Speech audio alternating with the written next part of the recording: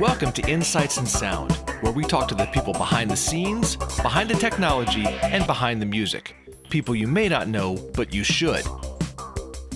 And please check out getitinwriting.net/shows for a full list of our podcast YouTube series.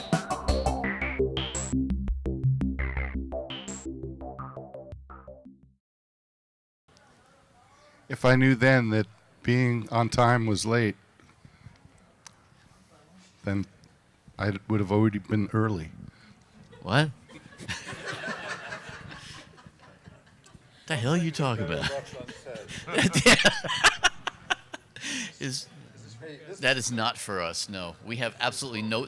If you can't tell by now that this is completely and totally unscripted, then Chuck brought his PowerPoint on this. Right here and now, and let me be there totally she is. upfront about We see her. Hello? There she is. There she is. We see Chris. We see Sylvia. Making her own entrance, folks. Right. With the pixie dust behind her. Right. Chris dust. Chris. Oh, she Hi, brought her Chris. own mic, too. I haven't. She brought her own mic. All right, look at that. Oh, that is just gorgeous. Looks like Roger Daltrey just got done with it. That's a pancake mic for sure. Sorry about it, you guys. Sorry. No. Sorry. Don't apologize to us. Apologize to the room. Well. Did you bring enough of those for everyone? Well, you know, there's no wires in here, so I'll just put this one back. How much did that cost you? You know, this was a donation to This was a donation to the Mic Museum because we have a mic museum, and then people send us, microphones because we are a no-kill mic shelter. So this poor guy, some very kind fellow named Reggie Williams sent this to us. And in fact, I hadn't tried it until earlier today when the mic went out at another event that I was doing, and we plugged it in, and it works great. Is that a Unidyne? Of course, it's a Shure. It's a Unidyne. right. Unidyne. It's a 565 SD, and it's going to work forever. And someone probably built a house with it.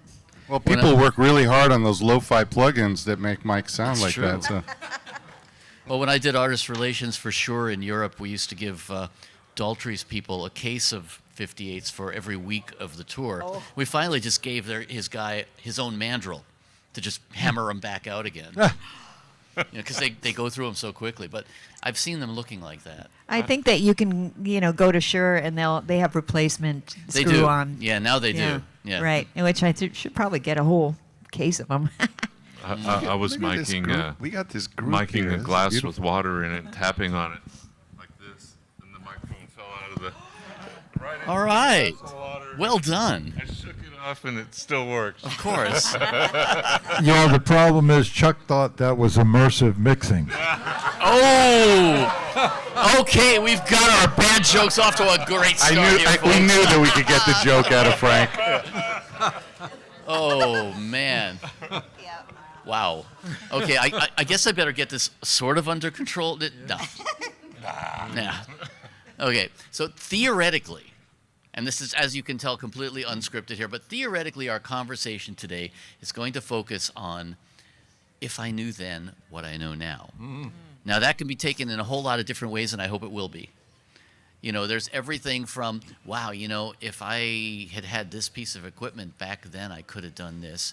Or it could be much more humanistic of, if I hadn't been such a shithead and mouthed off to that person the way I did, it could have been a different relationship. There's all sorts of lessons learned. And I just really, my intention in putting together this panel was to just let it kind of flow and go wherever it goes. So maybe we just, I guess I should probably, I don't know, do I need to introduce these people? Ross Hogarth, Sylvia Massy, Frank Filipetti, Chuck Ainlay. All right. I figured you all kind of knew who they were already, or you wouldn't be here, so yeah. And good. that's Daniel Keller. And I'm Daniel Keller, yeah. Keller, yes, Dan Keller. There's And Lenise. So I don't know. Why don't we just let's just start with Ross because he's on the end. And is there any anecdote that you can tell us about something that you really wish you had known better? Well, the interesting thing is when you're young, you think you really know a whole bunch of stuff. You do. And then you get older and you really start to know that you don't know shit. And I mean, I wish I knew that I didn't know shit back then when I thought I knew a lot. But you can't go back there and go, boy, I was really not clever about what I thought I was so clever about.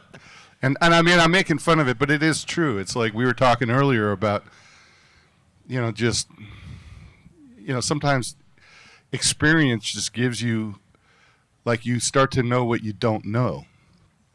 And it makes you more curious in that respect. So before I get funny, I'll just say that and I'll just leave it there because, Well, I think you're so absolutely. It's when you start like thinking that you know something, then you stop being kind of intuitive about it, and you miss the whole point of making a record. Yeah. Yeah, but being curious. Well, I think of how long it took me to realize that it wasn't my project. I mean, it was actually the artist's project. And that came to me back in, I think, around 1991, 1992.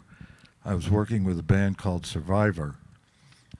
And we were recording an album, and I got into this heated argument with the guitar player, Frankie Sullivan, and about, I can't even remember what it was, some obscure musical question.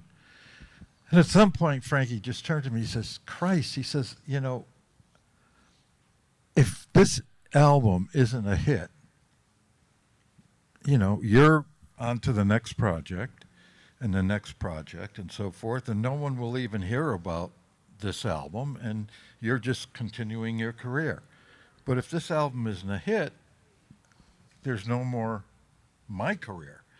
And it really brought that home to me, that suddenly, that regardless of how important some particular musical item or something was, I'm really there to service the artist. I mean, I always understood that intuitively, but there's a part of you that wants to own this as well, And in reality, I don't own it. It's not my album. I'm helping to make it and hopefully making a better record, but it's the artist's album, and that lives with them the rest of their lives, whether it's successful or not.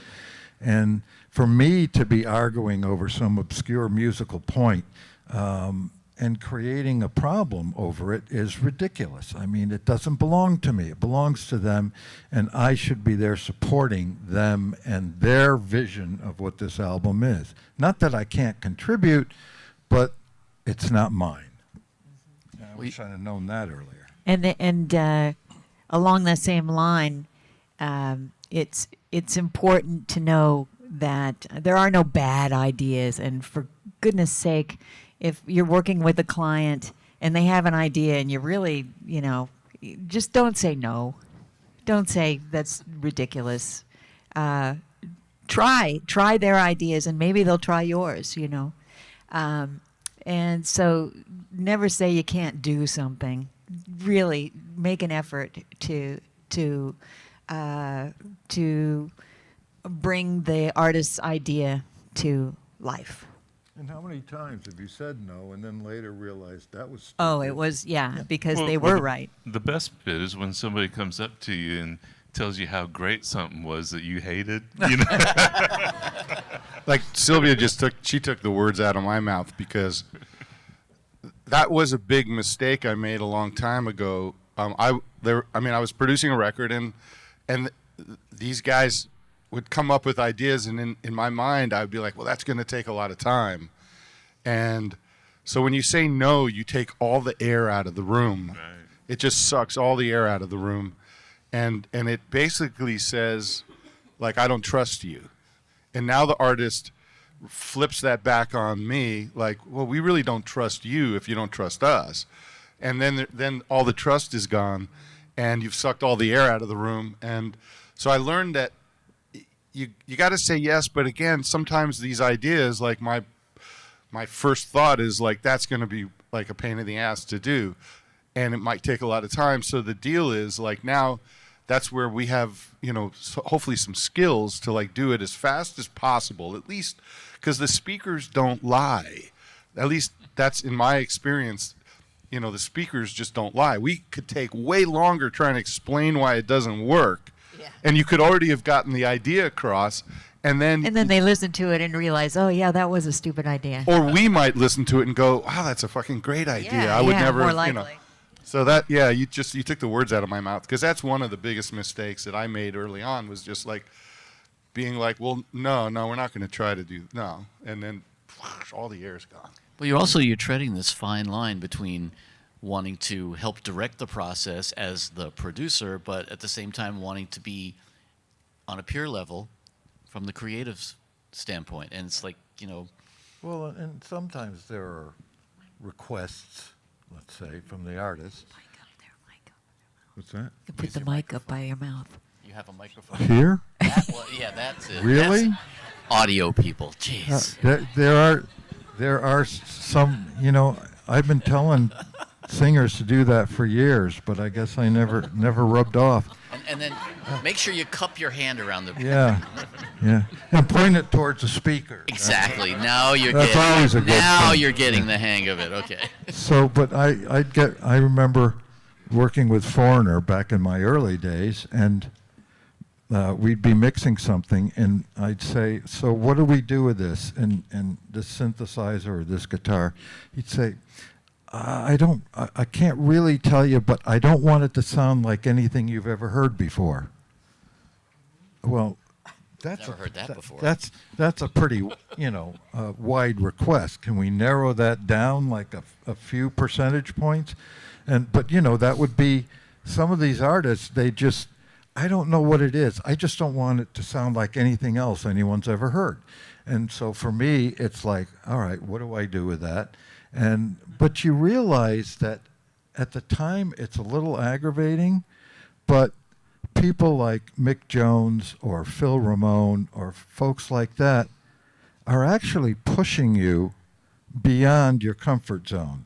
And that is the best thing that can happen to you in the studio. And you start to realize that's not a challenge, that is an opportunity. And it's an opportunity for you to get better and to do something you maybe would have been comfortable with before. One of my favorite producers, who sadly is gone now, a fellow named Alex Sadkin, back in the middle 80s, he said to me one time, he says, Frank, isn't it interesting how when you get a great snare drum sound, you just let it go, but then you get a lousy snare drum sound, and you work so hard at it that it actually sounds better than the snare drum that you let go. It's one of those things where there's a challenge there suddenly, and some people either want to go to the challenge and make it work, and other people are just, well, that's okay. So that's something I wish that I had right from the beginning. And certainly you young folks, these are things that I think will be important for you because you're learning from people that have made those mistakes. You also said something really good there, Frank, about him wanting it to be different and wanting it to be unique. And think about all the artists that you really, really love. They're the ones that have their personality. When you hear them, you know that artist. It's something that's different and unique. And the ones that sound like somebody else, they got nothing, So, yeah, I just think that's a real lesson for creators. You have to make something that's unique. Yes. Another thing that I wish I knew back from the beginning is you got to be nice to everybody. Yeah. Not. You never know. Well, yeah, I'm especially nice now, but because I've learned. But the people that you meet day to day, you never know how important they will be in your life years down the road. And it's a small enough industry that you will know them. You'll see them at NAMM. They'll be coming to your place, or they'll ask you to be a part of their life, or you'll marry them. which is also what happens. That was a stretch. I know. Well, it was, the guy shows up at the studio. He says, "Hey, I want to be an intern, and let me try it for a day." And he really wasn't a great intern, but he was a much better manager. And then I wound up marrying him. So that's Chris. And he's here right now. Somewhere around here. There he is. Back Take a there. bow. Take a bow. But yeah, but even if you're trying to get a job at a studio, let's say just trying to get a position at a studio, the person that you meet at the front desk, they have the power to throw your resume in the trash, and hopefully they won't do that. But that person that you meet at that front desk could be the VP of A&R in the future that will be hiring you. So you treat everybody like that they're all important. And so I think today, and this is a thing that I've learned, is that if someone wants to talk to me, I've got time, because you never know what role they're going to play in your life. She's Vulcan mind melding me. I mean, no, seriously, because that was one of those things that I was thinking about while we were just talking. And a couple of them are things that are like tattooed behind my eyelids. When I blink, I see them. One is that there's no such thing as brutal honesty. Either it's honest or it's brutal. That honesty without compassion is cruelty. And so, like, a lot of times in the early days, I'd be like, I'm just being honest. No, you're just being brutal. So, honesty without compassion is cruelty. Sometimes unsolicited advice just shows up like criticism to the young artist. And so I got to really watch how I offer a suggestion or give advice, because if it's not, how I say it and where it's coming from with that kindness behind it, then I can say almost anything. But if I'm not like that, if it's coming from sort of like I haven't, had my cup of coffee and I haven't eaten and I've got no bandwidth. And so there's that thing we call HALT, hungry, angry, lonely, tired. I used to, like, the hungry would go to angry, would go into, and then I'm not going to have any bandwidth. I'm going to say some shit that I don't really mean to say the way I say it mean. So I mean what I say what I mean, but you don't say it mean. It's the kindness part. There's like kindness is, be kind whenever possible. Well, it's always possible. We call that hungry anger, Yeah. It's that. And that's that thing, you don't really think about it, but, time becomes meaningless in the face of creativity. So you just work for hours. You haven't eaten, you haven't even breathed. You don't even, you stop breathing. And I have to actually stand up now and walk away from the speakers and breathe. Because you realize when you're mixing, you're not even breathing often. Well, that is one thing right there, and in itself that I wish I had known, because I just spent hours and hours and hours trying to get a mix right, and now I don't. I mean, I'll work for a couple hours at most, and then I get up and walk away. When I come back, I get that fresh impression of it, and it kind of hear it all over again, and it's really necessary these days. The way all of us are working, where we don't really have attended mixes, like you don't have people in the room kind of listening. Like I always loved it when, I'd work for a while and then the artist or the producer would turn up and then I would all of a sudden hear it differently. And you don't really get that right now anymore because you're in this room by yourself just working away. And so the best way to get that is just to get away from it and come back to it. And it really helps. I also think it's important to recognize that the sound of a bass drum isn't worth a day's work. It really... Well, it's good if they pay you by the day. Well, that hasn't happened in 20 years, so it's all project-based now. So but it's strange. I see many inexperienced and younger people sit there and just listen to that bass drum over and over again, and for me, it means absolutely nothing until it's in the track anyway. Without context, I can't tell you how often I would work on a drum sound only to then bring up the rest of the faders and find out it had nothing to do with the song. Oh, yeah. So So, so those are the kinds of things, that you, with experience, you just start to realize that there are intuitive ways of operating that aren't necessarily great ways of operating,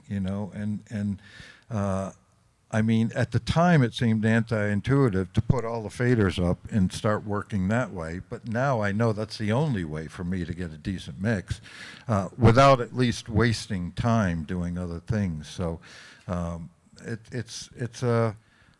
the idea of mixing and producing is not just technique. It's not just your it's like great guitar playing. It's just not your technical ability. Someone like a B.B. King may not be as technical as some, a raster, fast playing, but it's the emotion of what they've put into that. And it's the same thing with mixing and so forth. It's not all the things and the frequencies and all the things you can determine, but it's really intuitively picking out the center of the emotional context. And that's something that I certainly didn't learn for the first 10 or 12 years. I was mixing by sound, not mixing by emotion. And that's, when I made that transformation, it was quite revelatory, to me at least. It's big picture thinking. I have to say on something that Ross touched on, is that pacing myself during the day. Like, it used to be that I would start at around noon and work until about 2 a.m. or 3 every day for a stretch of time. I find that is less productive than sticking with knocking off at 10. Don't work past 10 p.m. if you can help it at all, at least for the first part of your long session. Like if you've got a schedule that's going to be 2 weeks long, don't start burning the candle at both ends until maybe the last day, or, if you really run out of time. But if you can pace yourself, then you'll get your work done and you'll just keep your ears fresh right up to the last day. So I love to experiment, and oftentimes when we get on an experimenting kick, everybody in the room is throwing out ideas and stuff. I try to keep that down until the very last day or the very last 2 days when all the other work is done. And now let's have some fun and let's do some experimenting. If it's a fail, if we fail at it, we've still finished our work. I think it's extremely important to pace yourself and to schedule time for experimenting at the end of a session if you're going for a long run. So that was something to learn. Sometimes you don't have control over that, though. I remember when I was young and working on with Foreigner, the guitar player, the singer, Lou Gramm, liked to come in at 10 or 11 a.m., do his vocals, work till 5 or 6, and then leave. The guitar player, Mick Jones, would come in at 4 or 5 p.m. and want to work until 1 or 2 in the morning, So they tag team you and keep you going over long periods of time. But when you're young, you can handle it. I didn't concern myself with it too much. I couldn't do that now. I have to pace myself now, and it's much more important. But when you're young and starting out, you don't have a lot of control. You're kind of at the mercy of the folks you're working with. But most of them are reasonable, But your ears do wear out after, 12 hours. How about making sure that you take the phone call from your significant other? I used to not do that. It's like the work was more important. Now I'll call him back when I get a break. That didn't go up. Well, a couple of divorces later, there was a big shift in my family life when I actually had, there was the bucket list. Like if we schedule a vacation, the vacation is, you don't touch it unless well, he's gone now. Jeff Beck, Stevie Wonder, Paul McCartney, call me. I mean, or something like that. The bucket list, and that was a big one. That like nothing is going to get in the way of family life. Something that kind of shifting off topic, but staying on topic. And this is something I said we don't give advice, but I'm giving advice. Like this is something I talk a lot to the Blackbird Academy graduates and Berkeley School graduates, Crass, LMU, and I offer them the suggestion of don't ever take a job interview. That frankly, change your perspective on that to just take a meeting. Because if I take a meeting with any one of you and we go, let's have coffee or sit down, I'm going to learn something. You're going to learn something in that. But if we do a job interview, you want something from me, or I want something from you. And now there's a shift in a hierarchy where if I'm the guy that you want the job from, you're not really going to be yourself, and because you're trying to put on your best face, and I'm, and it happened to me. Like early on, I would go to an A&R office, for a meeting. There aren't A&R men anymore, but they used to be. Yeah, artists and repertoire. These guys were actually in charge of artists that they signed. Doesn't really happen anymore. But I'd go there with the intent of getting that record. That was my intent. Now, who knows what's going on with that guy's life, but he would come in maybe late, and then he would want to talk about golf or something, and I'd leave that meeting going, God, what a dick, because all I really wanted was what I wanted. I wanted the gig. And there came that shift where it was like, if I go there with the intent of just meeting that guy, maybe I don't even want the gig. Maybe I don't even want to work with him. How about I just go there with the intention of just two people meeting, and whatever's going to come out of it's going to come out of it. I'm going to be more relaxed into myself about it because I'm not trying to hawk my wares, or you're not trying to hawk your wares to me. And what may come out of it is like, we actually may become friends, or there's some possibility of something that would never otherwise come out of that, because the intention is not like trying to get something, or and so Transactional. Transactional. So I just offer you, like, don't ever take a job interview. It sets up a hierarchy where now you're feeling beholden to, this is what you want out of it, but you just go and have a meeting. And so I often say to these kids that I meet with, let's just meet, Now they're probably thinking maybe you'll give me a gig or whatever, and then I'll say to them, just don't have it. This is not a job interview or something. We're now shooting the shit, and and then we're going to talk about whatever we talk about. That's great. But, Ross, go ahead. Sorry. Well, Nico Bolas was going to be on this panel at one point, and his employer Neil Young kind of pulled him away from it. So we miss him. But he said something. That? Yeah, really? I mean, but he said something the other day. We were just talking, and because we do some of these educational things too, and he says that the first thing that I ask a student when we're kind of like talking, he said, "So what's your B plan?" And if they've got one, he says, "Well, forget about this. Go straight to your B plan, because this is going to require 100+% of devotion to it if you're going to succeed at it." So I just thought that was such a good little thing. I'm just sharing it. That's all. Well, if Nico was here, he would tell you all just run. Yeah. Probably. Yeah. He would. Actually, if Nico were here, he'd just say, use a 57 for everything. Yeah, Use a exactly. 57 for Yeah. everything. Right. Yeah. Yeah. But Ross, you brought up something earlier that I want to circle back to because it's really important, and that's the aspect of communication. And,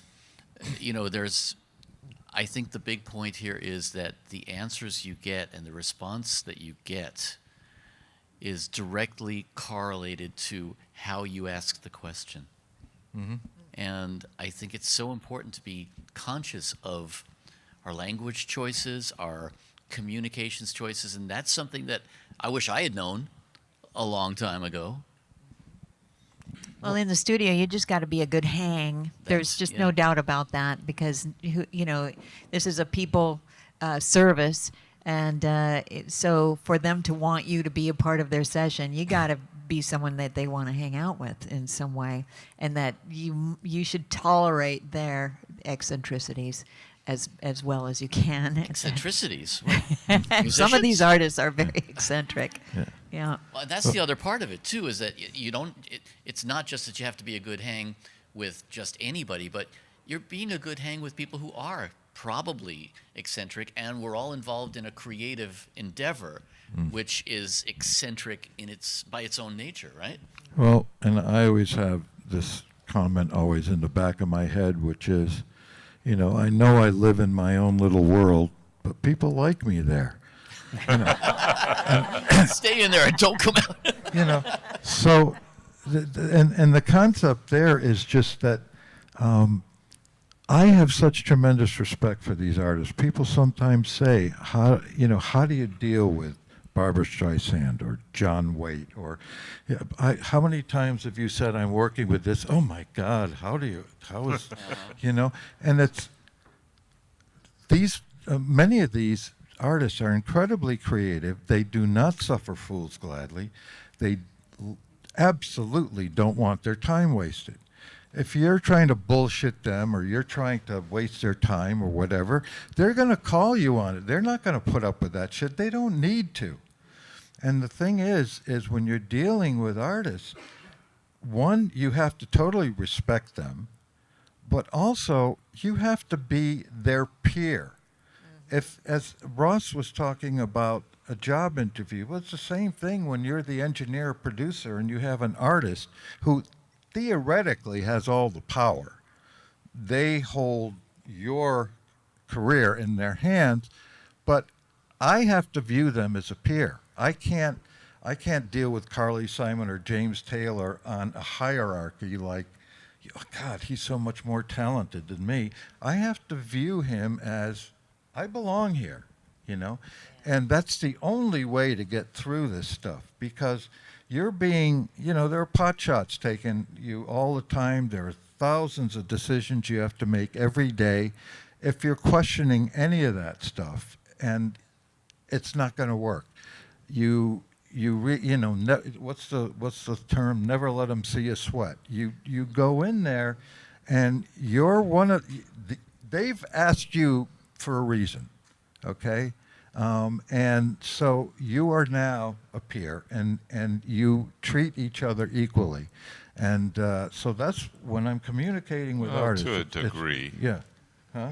There's still going to be a little bit. There's an I'm yeah. sorry. Well, that's that's also what I was saying about treading that fine line between having to drive the process as a producer, and at the same time you're their employee. I mean, or if I've got to tell them, I don't like that performance or anything. Yeah. Theoretically, they can say, "Well, fuck you. I'll get somebody else."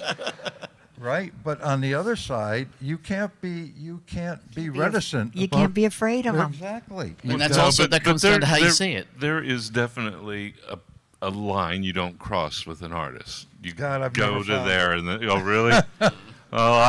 Prince. So, that's why I only work with each artist once, by the way.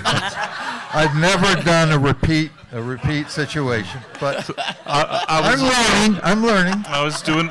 Peter Frampton asked me to do a record with him not too long ago. I don't know, maybe 5 years ago or something like that, and it ended up being 5 albums, but it almost didn't happen. I mean, I literally the first day we go in tracking. I had sort of this concept that he had to play and sing live. We had to capture that live thing because, right. I mean, his biggest album was Comes Alive, right? So, so that was my kind of theory, and it really worked, and he really enjoyed it. But so after we cut the track, it was like, okay, we got to fix some vocals stuff. And when he came back in, we were just doing vocal on its own, and it was just different from when he was playing the guitar and singing. And I said something to him about, Peter, you don't sound like yourself. You need to do it like this, and that was the wrong thing to say. Oops. Well, that's what he was saying. Yeah, choosing your words. Yeah. Choosing, yeah. Exactly. So yeah. It's all the same conversation, but there's a place where they have to be the artist, and you have to let them be the artist. Well, yeah, it's like saying "fuck you" or "I love you, honey." I mean, there's 2 different ways of going about it. Yeah. Well, you're from New York. You say fuck you as I love you, fuck you as goodbye, fuck you as I love. Pretty much. Go fuck yourself as have a good day. It's a versatile term, right? Oh yeah, well, I was going to say when I was working with Prince, there was always that separation, no matter what. We were not peers, and in fact, you could say, "Hey, Peter," and have a comment to tell Peter. But for me, it was like, am I going to say, "Hey, Prince"? It's like, what do I call him? It's like Prince. Don't you call him the artist formerly known as Prince? Well, that was an issue there. Yeah. What do you call it? The artist formerly known? Yeah, it was confusing, but there was always a bit of terror in those sessions. Did you have to go through his management to tell him something in the studio? Oh well, we had conversations ultimately, and we actually had some good chats. But and he asked me my opinion on things, but it was always a bit like Chuck was talking about. There is a separation. You have to have that ultimate respect for these people and what they do, because for Prince, as difficult as it was working with Prince, holy cow, he was so talented. Yeah. There's no other artist I've ever worked with that was more talented than Prince. And that also comes down to the need to be really sensitive to your environment, to whoever you're working with, and to whatever way they have. I mean, Prince is a great example, totally self-contained, right? I mean, the ideas are already in there. You just have to put a nickel in and let it go, right? And so he doesn't need the same input from you that a different artist would. Mm-hmm. Yeah, I think something that's undervalued in our world, and it's kind of in the world of, since we have so much technology and so much everything, is just listening. Like, my gig is listening. It's not just listening to what's coming out of the speakers. It's not just, it's like, I got to learn to listen at another level, like to read the room, like we're talking about, to read the artist, because I mean, and I have these little things I say. I tattoo them behind my eyelids, so when I blink, I see them. And it's LTL. Learn to listen to learn, and learn to live by listening. And that's the gig. My gig is listening. I got to listen. I got to listen to what's in the unsaid. I got to be one step ahead. Now, this is not something that I knew when I was younger. I mean, it's something that I got to keep working on.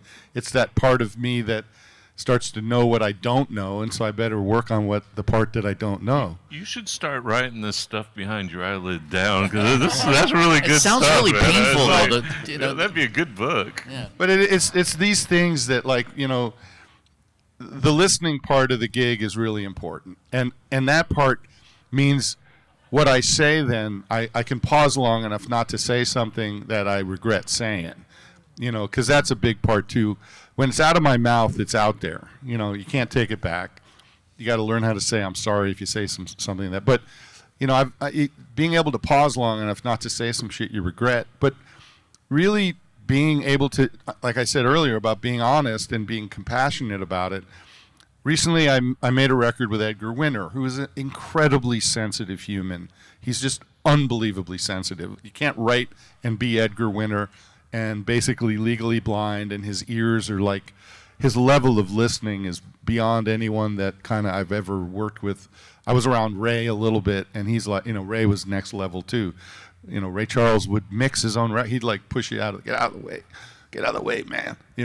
But Edgar has this, next level, and at the same time, we don't see the back of our heads, right? And something Frank was saying was like, if I only knew where my hand was right now, I'd be in really good shape. You gotta, Sylvia, you were saying something about that too. You gotta kind of make sure you know where you're at. And there was one of the vocals that Edgar was singing on this record. It was a song that when he did, because we'd made a record to honor Johnny Winter, and which was his brother, and he would never be where he is today without Johnny. Johnny put him up on stage at Woodstock. And the song's called Drown in My Own Tears, which is a Ray Charles song that Johnny didn't, when they were kids, like, and he was making one of his early records, Johnny was like, I want to record this song, but there can't be any guitar in it because this is a Ray Charles song, and I want this to be like, so we redid, oh, the mic fell. It's going to sound better. It's going to sound better. Oh, it's anyway, gonna be better. Yeah, it's going to be better for sure. She added a little EQ to the mic just now. And so, make a long story short, Edgar sang the song, and when I listened to it, because he was so fragile about it, and I listened to it, and I called him up, and I asked him, I said, were you in tears when you were singing the song? And he goes, well, no, what do you mean by that? I go, well, just literally, were you in tears? Because I know how much this song means to you. This is the closest thing you're ever going to get to Johnny. I'm just wondering if you were in tears. And I said, because I'd like to hear what it sounds like if you were actually in tears when you sang the song. And he had to translate that. He knew where I was coming from, and I didn't mean like literally, but literally. And it took him a couple of weeks later, and then he called me up and he goes, I'm going to send you, this version, see if you like it. When I listened to it, it hit me where it needed to hit me. Yeah. It actually hit me in that deep place, that deep funny bone, that good place. And I called him back, and I was like, you must have been in tears when you sang this. He goes, yeah. He goes, I was channeling being with Johnny when I was a kid doing this song, and I could feel it. Yeah, it brings me to tears to talk about it. Because that's what it needs to do. That's what we're doing. We're trying to get emotion to come out of a couple of speakers. So if the emotion isn't there to begin with, how are you guys ever going to feel even something remotely close to what the artist is intending? So it was in that moment that I had to say what I meant to Edgar and mean what I say, not say it mean like, oh, that vocal is not happening, man, or whatever. I had to listen long enough to put the words together to communicate to him so that I could actually get a result. Because I'm a producer. We're judged by the results. Man, don't you wish there were credits for streaming? Because I listened to that album literally before I came here to the show, well, maybe a week ago, and it's amazing. You did an awesome job. And that song in particular, record, I know what you're talking about. It is so dang emotional. And I grew up with those guys. When I was a kid, I rocked out to them. So, well, that's another thing that when you're talking about listening is not only listening to the temperature in the room, but listening as the artist. I mean, yes, as a producer, you're listening, but also I had a situation back when I was working with KISS, and I started out as a drummer, as I guess some of us did here on stage. You started as a drummer, right? Yeah, best engineers were drummers.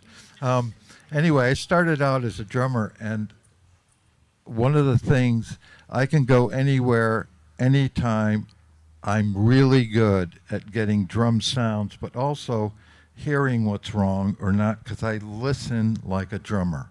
I innately know what the kit is supposed to sound like. I started working with KISS, and I got the gig because of drum sounds, and but they said they wanted me to record the rest of the album. So I said, yeah, I'd love to. So I started working with them, and I go in with Paul Stanley, and we start cutting guitars. And I put up the mics the way I normally would, and then I go out and I say, this sounds great, and I come into the control room and I said, Paul, what do you think? And he said, it sounds great, but it's not me. And I said, what do you mean? I mean, listen to this. It's got all the frequencies. It's powerful. Yeah, but that's not my sound. That's not the sound that's Paul Stanley. And it took me a while to get it. And then I started to realize I was listening to him like a drummer. I wasn't listening as a guitar player. I was listening as a drummer.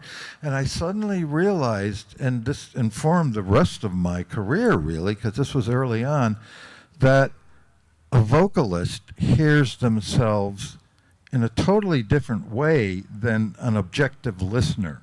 They're hearing it, and Ross was just alluding to that when he talked about Edgar. They're not hearing it the same way, and you have to be able to cross that line between what you hear as an emotional, objective listener and how they're going to get that. and also understand when you're not getting what is their essence. Every great artist has an essence. You can tell the guitar sound of Johnny Winter from Edgar Winter from Peter and Eric and Jeff, all these guys. They all have their own sound, even though they're hitting the same instrument. And that's what you're after. You're after listening to the way they are hearing it and bringing that. So that listening thing is really the essence about what we do. On a slightly separate note, I have to say about being a producer and starting out. I started in radio, actually. I was not necessarily a musician to start. I came from a musical family, and I did sing in a band, but my start was in radio. But when I got into producing, I felt that it was important that I could take the perspective of a drummer and to understand that more. So I spent time learning how to play drums. And I actually learned how to. I'm a pretty good. I can keep a good beat, you know. But it was it was really important for me to understand the setup, where the instruments are, where the arms are going to be placed, where I could put mics where they wouldn't be in the way. And just to set up the kit so a drummer can sit down and they're ready to go. And if something isn't right, it's because I didn't sit down and work on it. I learned how to tune drums too in that, and that has really changed how my drums turn out, because I don't depend on the drummer to make those adjustments if they're not really getting a good sound from their drums. I can change all the heads and I can tune them up like I'm really good at it. So, and it's a skill I think that is very helpful, is to learn how to take the perspective of the musician. You don't have to be a great drummer, but just to learn how to make a beat, just to play a beat that will help you. It'll inform you on how to make the drummer confident and comfortable, and how you can get a better sound easier. I think that's a kind of an important thing that I learned much later. They want us to wrap it up close. I just want to thank each one of them. These are awesome people, incredible humans, incredible, and they bring humanity to their projects. And that's the only thing I'm going to add to what I've said today is, if I knew back then that validating people and validating musicians and artists and being in that space of gratitude where you tell someone, instead of just thinking it, you actually say, "You're awesome. You're incredible.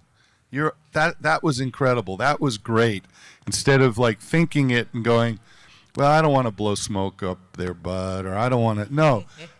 Everybody needs a little bit of validation, no matter who you are or where, no matter how great you are.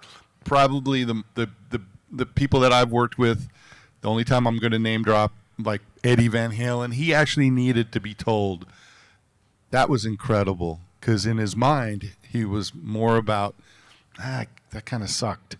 Everybody thinks they're an imposter, even the greatest artists. Exactly. They keep Especially the thinking, most self-taught. Yeah, so you guys are awesome, and you are these all guys awesome. are and awesome. Yes, and thank you all.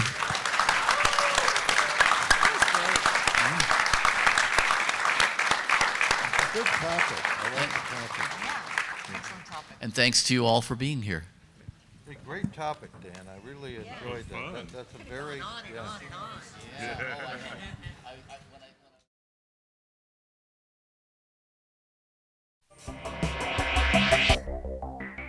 Hey, I'm Daniel Keller. Don't forget to hit the subscribe button and join us each week for Insights in Sound.